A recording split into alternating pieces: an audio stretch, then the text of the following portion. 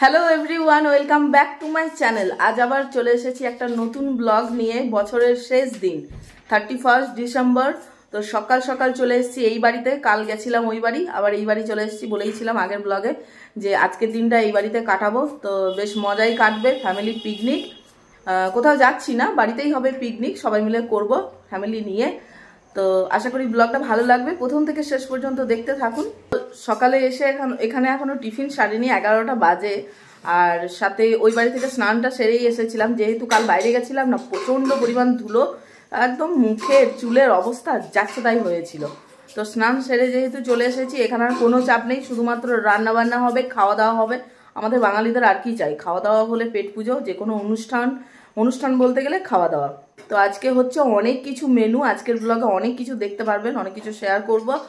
তো ব্লগটা দেখতে থাকুন। আর মা করছে ওদিকে টিফিনের ব্যবস্থা, সাথে রান্নাও বেশ কিছুটা এগিয়ে নিয়েছে, কারণ অনেক কিছু হবে তো টাইমটাও লাগবে সেরকম। তো এখানে মা টিফিন দিয়ে দিয়েছে।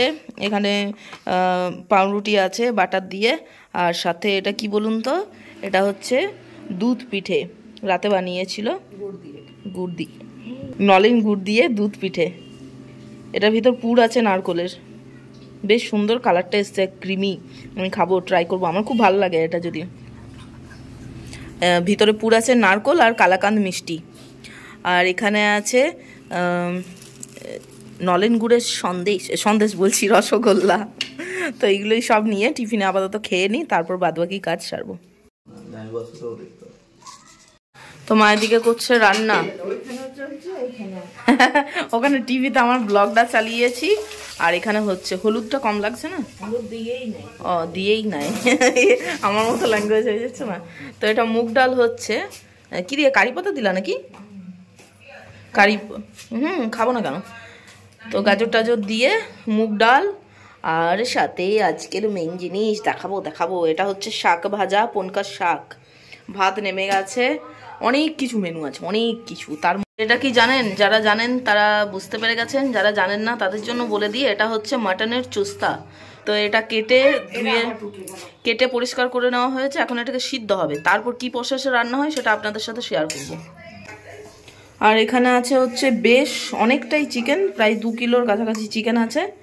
তো ধুয়ে রেখেছি, এটা রান্না হবে। সাথে এখানে হবে চুস্তা। চল, নিচে থাকবে কেবল জ্বালাতন, একটা কাজ করতে দেয় না, কেবল পায়ে পায়ে ঘুরে। চল উপরে, চল উপরে, আয় যাবো, আয় আমিও যাবো, কেউ না থাকলে এরাও থাকবে না। চল আয়, আসো গেটটা লাগিয়ে দিই। ছাদে আসবো আর আপনাদেরকে গাছ দেখাবো না তা তো হয় না। দেখুন মায়ের গাঁদা গাছে কত গাঁদা ধরেছে। মায়ের সব থোপ গাঁদা হয়েছে, আর আমার সব ছোট্ট ছোট্ট পাতি গাঁদা। টমেটোগুলো পাকেনি এখনো, অনেকগুলো হয়েছে, বেশ সুন্দর। ওইদিকেও গাঁদা, এখানেও গাঁদা, শুধু গাঁদা আর গাঁদা। এখানেও গাঁদা, ওখানেও গাঁদা, ওখানেও গাঁদা। এই গাঁদাগুলোর সাইজগুলো বেশ ভালো, আমি নিয়ে গেছি, মা দিয়েছে আমাকে আগের দিনকে গাছ। এই যে চন্দ্রমল্লিকা, সাদা হলুদ, কত ফুটে আছে দেখুন। সামনের দিকে তো সেই লেভেলের আছে। এই তো দেখুন, গাছ কাকে বলে, কি সুন্দর কালারটা না ফুলগুলোর। এক গাছ ফুলে যায়, বদমাশি করবি না। দেখুন এই হয়ে গেল ওদের শুরু। এখানেও চন্দ্রমল্লিকা আছে, এটা হলুদ।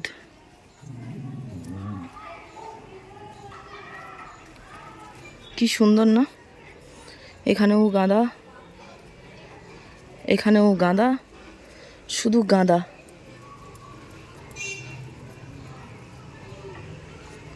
দারুণ সাইজগুলো। আর এখানে চন্দ্রমল্লিকাগুলো জাস্ট দেখুন কি সুন্দর লাগছে। এই সাদাটার মধ্যে একটা হলুদ ভাব আছে, আর হলুদটাও দেখুন। আমি ছোট্ট চন্দ্রমল্লিকাগুলো এই সাইজগুলো মা আমাকে দিয়েছে, এই ছোট্টগুলো বেশি ভালো লাগে এগুলো দেখতে। আর কালকে এনেছি, তো মা এটা এখানে রেখেছে। কুড়ি ছিল যেটাই, সেটা মাকে দিয়েছি, আর ফুল ফুটন্ত যেগুলো ছিল সেটা আমি নিয়ে গেছি।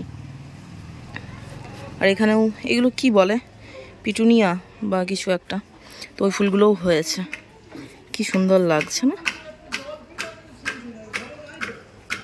দারুণ লাগছে। আর ছাদের রোদটাও গায়ে লাগছে সেই লেভেলের। আপেল গাছটা অনেকটা বড় হয়েছে। তো সন্টু তন্দুকে ছাদে দিয়ে গেলাম, এত জ্বালাতন করে না নিচে। এই যে জানালা থেকে উকি বাড়িয়ে দেখছে। নিচে কাউকে বসতে দেয় না, কাজ করতে দেয় না, শুধু পায়ে পায়ে ঘুরবে, এমন জ্বালাতন ওদের। ছাদে থাক, বেটার হবে। আর নিচে ঠান্ডাও আছে, ওরা এমনিতে রোদ পোহাতে চায় না, রোদটা পোহাক। ততক্ষণ আমি মা রান্নাটা করছে, তারপর আবার বাকিটা আমি সারবো। দেখি চুলটা শুকিয়ে গেছে, ওই জন্য একটা ক্লিপ লাগিয়ে রেখেছি, বাকিটা শুকালে পুরো চুলটা বেঁধে নেবো। এই চুল খুলে না কাজ হয় না কিছু। চলুন, অনেকটা টাইম হলো, রান্নাটা বাকিটা সারতে হবে। তো এখানে মানে মাটন চুস্তাটা বানানোর জন্য আলু কেটে নিয়েছি, এরকম ডুমো ডুমো করে আলু হবে। হ্যাঁ রাখো, ডুমো ডুমো, মানে পোস্তর যেরকম আলু বানানো কাটা হয় সেরকম কেটেছি। এখানে ওই যে লঙ্কার গুঁড়ো, হলুদ গুঁড়ো, সাথে ধনের গুঁড়ো আর একটা মিক্সড কোনো মশলা ছিল সেটা মিশিয়ে রেখেছি মিট মশলার সাথে।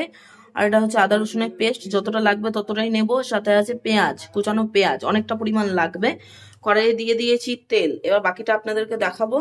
এখানে রয়েছে চুস্তাটা ভালো করে নুন দিয়ে সিদ্ধ করে নিয়েছি, হলুদ পড়ে না, সিদ্ধ করে নিয়েছি। জলটা ফেলে দিয়ে নিংড়ে শুধু চুস্তাগুলো নিয়ে নেবো।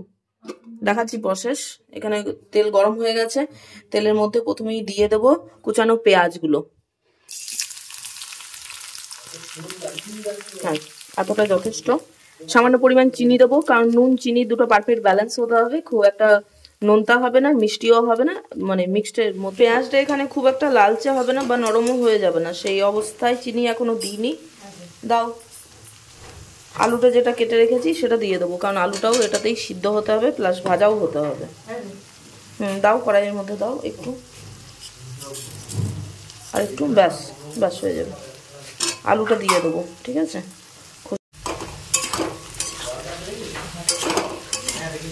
রান্নাটা বেশিরভাগই ঢাকা দিয়ে হবে, ঢাকা চাপা দিয়ে। এটা ভাজা ভাজা হবে, আলু পেঁয়াজ দুটোই। বাবা ভাত খাবে, বাবা তো এগুলো কিছু খাবে না, ওই কারণে মা ভাতটা বেড়ে দিচ্ছে, বাবা খেয়ে নেবে। আর আমাদের আমিষ অসুবিধা নেই, বাবার মাছ আছে।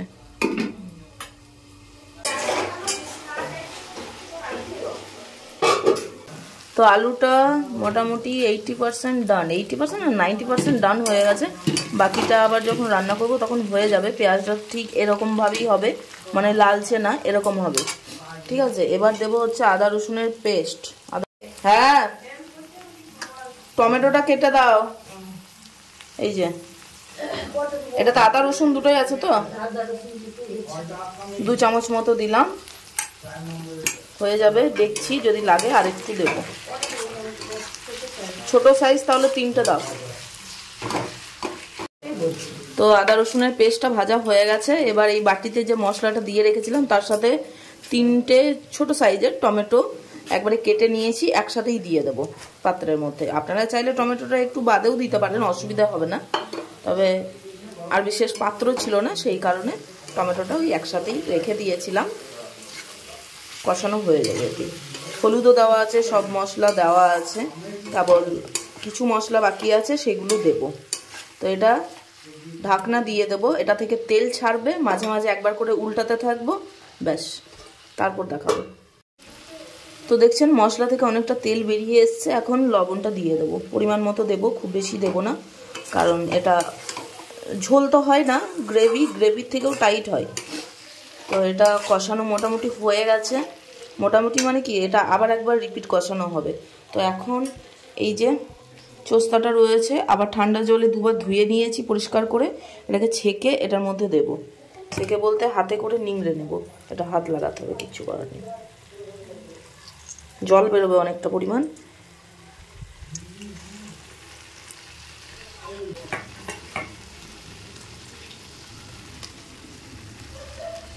এই এক হাতে ক্যামেরা ধরে আর এক হাতে রান্না, কি যে অসুবিধে। বলছি না, প্রত্যেকটা ব্লগেই বলবো ট্রাইপডের কি গুরুত্ব ছিল আমার কাছে। আছে অন্য ট্রাইপড আছে, কিন্তু সেগুলো বড়, ক্যারি করাও পসিবল না, আর ওগুলোতে কাজ হবে না। এবার এটাকে কষাতে থাকবো, ততক্ষণ কষাবো যতক্ষণ পর্যন্ত মশলা থেকে আরও একবার তেল না ছাড়বে, কারণ এটার মধ্যে হালকা হলেও জল আছে, তো সেটা শুকিয়ে আসবে। আর মাটনের যে একটা গন্ধ হয়, সুগন্ধ, সেটাও বেরোবে এটা থেকে। তবে এটা জানবেন যে কষানো হয়েছে। এটা ধীরে ধীরে ধীরে ধীরে ঢাকনা দেবো আর একবার করে উল্টাবো, এরকমভাবে এখন কষাবো, তারপর বাকি মশলা যা দেওয়ার দেবো। সব আছে দেখবো তখন, এখন আগে রান্নাটা করি। তো দেখুন ঢাকনাটা তুলেছি, মোটামুটি 10-15 মিনিট বাদ একটু মতো কেচাপ দিয়েছি, টমেটোর সস খুব সামান্য পরিমাণ, যদি ধরেন তো বড় চামচের 1 চামচ পরিমাণ, আর কিছু দিইনি। তবে এই অবস্থায় সামান্য পরিমাণ দেব জল, সব সিদ্ধ হয়ে গেছে, আলু একদম গলা, সাথে চুস্তাও তাই অবস্থা। তো সামান্য পরিমাণ ওই আদা রসুন ধোয়াই জল, খুব সামান্য দেব, বেশি না, কারণ এটা ঝোল হবে না, আগেই বলেছি, জাস্ট গ্রেভি, গ্রেভির থেকেও কম কনসিস্টেন্সিতে দাঁড়াবে এটা। তো এরকমভাবে 10 মিনিটের জন্য ঢাকা চাপা দিয়ে রেখে দেবো এটা। তো এদিকে চুস্তাটা হচ্ছে আর এদিকে চিকেনটা বসিয়ে দেওয়া হয়েছে, কারণ অনেকটা লেট হয়ে গেছে, দুটো একসাথেই দুটো গ্যাসের মধ্যে বসিয়ে দেওয়া হয়েছে। তো এই যে চুস্তা রান্না হয়ে গেছে, সামান্য পরিমাণ গরম মশলা দেব, দিয়ে মিনিট 2 ফুটাবো এটাকে খোলা অবস্থাতেই, ঢাকনা দেওয়ার দরকার নেই, এরকমই থাকবে, জলও থাকবে না, গ্রেভি টাইপই হবে। চিকেনের কালারটা জাস্ট দেখুন কি লেভেলের বাড়ি বলছি বেরিয়েছে, থালাটাই মাত্র খুললাম। এদিকে চিকেন হচ্ছে, এখনো রেডি হয়নি, আর এদিকে হয়ে গেছে চোস্তা চোস্তা চুস্তা চুস্তা চুস্তা চুস্তা। যারা খাননি তারা বাড়িতে এই রেসিপিটা তো দেখলেন, বানিয়ে খান। মোবাইলে এরকম কেন আসছে ভিডিওটা বুঝতে পারছি না। হ্যাঁ, এই যে আসছে চুস্তা, করে দিয়েছি গ্যাসটা, এরকমই কালার এসছে, যেহেতু লঙ্কা গুঁড়ো বিশেষ একটা দিইনি, ঝাল খাবো না, তো এরকম। আর এদিকে এখনো চিকেনটা হচ্ছে, এখনো কমপ্লিট হয়নি। তো এখানে সাজিয়ে দেওয়া হয়েছে সবার থালা, তো সব দেওয়া হয়নি, সাজানো চলছে। মা একা একা দিচ্ছে, এত একা হাতে কত দিকে করবে।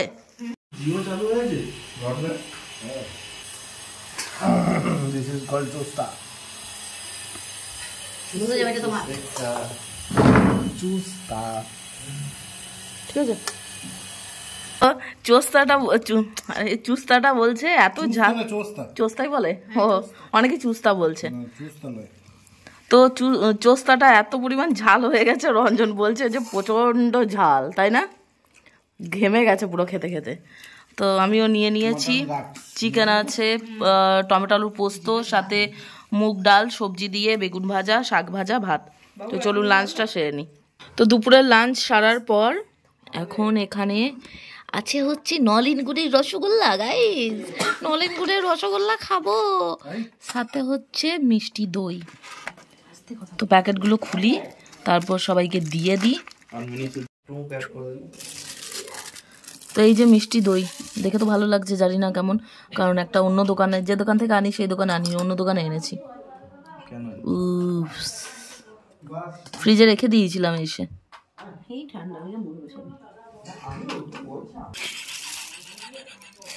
মিষ্টি খাই না। তো আমাদের খাওয়া দাওয়া মানে হজম হতে না হতেই মা এখন এখানে রেডি করছে কি, এটা তাওয়া পিঠা হবে। তাওয়া পিঠা বানানোর জন্য চালটা, এই যে তাওয়া পিঠা বানানোর জন্য যে চালটা ভিজিয়ে রেখেছিল, কখন ভিজিয়েছিল? সকালে, কাল। তো সেই চালটা এখন বেটে নিচ্ছে, মিক্সিতে পেস্ট করছে, মানে গুঁড়ো করছে। এই যে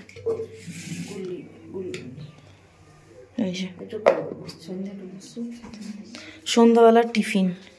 আর রান্নাঘর সব পরিষ্কার করে নিয়েছে, রান্না তো করেছি, কিন্তু রান্নাঘর পরিষ্কার মাই করে, সব পরিষ্কার একদম। একই স্টাইলে ঘুম। এই ধদু, চা খাবি না? ধদু,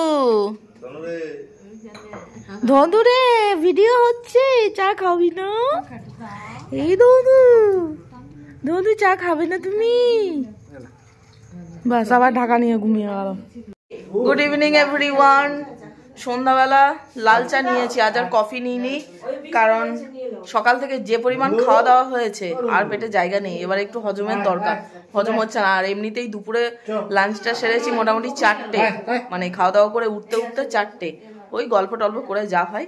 আর অনেক কিছু রান্না ছিল, ওই কারণে দেরিও হয়ে গেছিল। তো সন্ধ্যাবেলা এখন চায়ের কাপ নিয়ে চাটা খেয়ে নিই।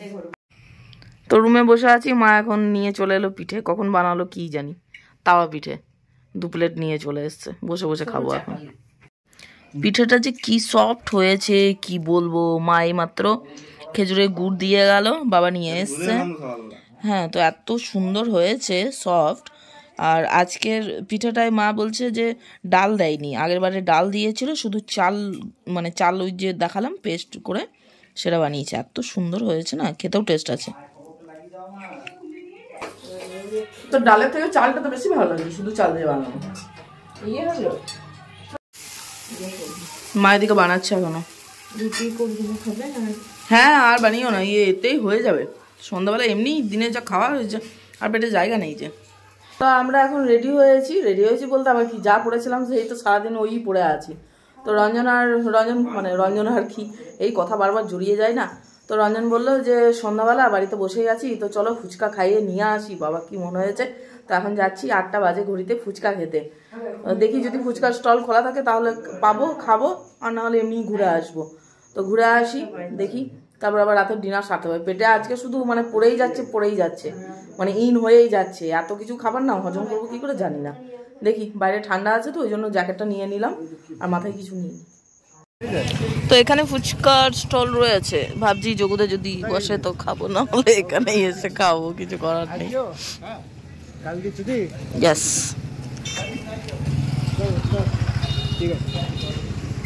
ডিউটি হয়ে গেল তো বাস, আবার কি।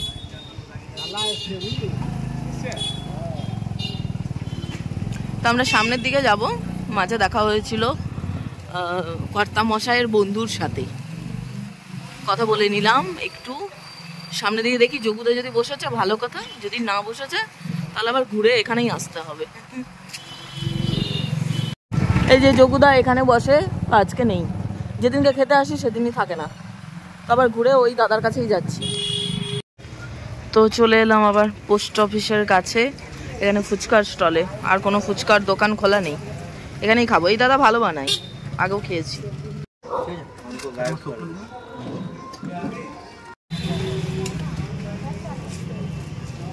ঠাসা ঝাল দিয়ে আলু মাখা হচ্ছে এখন আমাদের জন্য। ধনিয়া পাত্তা চলে গেল, সাথে চলে গেল পেঁয়াজ কুচানো। এটা হচ্ছে টক জল, এই যে পড়ে গেল কুচানো লঙ্কা, ব্যাস এটাই দরকার ছিল। Thank you.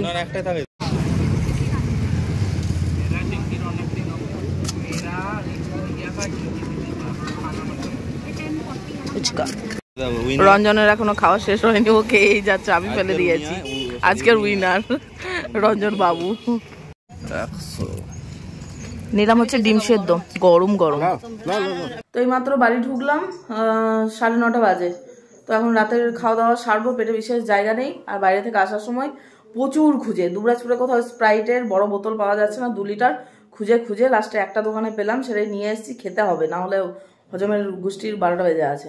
তো যাই হোক, চলুন আজকের ব্লগটা আর বাড়াচ্ছি না, খাওয়া দাওয়া করবো, ফ্রেশ হবো। তো ব্লগটা কেমন লেগেছে, আশা করি ভালো লেগেছে। ভালো লাগলে অবশ্যই লাইক করবেন, চ্যানেলটা সাবস্ক্রাইব করবেন, কোনো মতামত থাকলে কমেন্টে জানাবেন।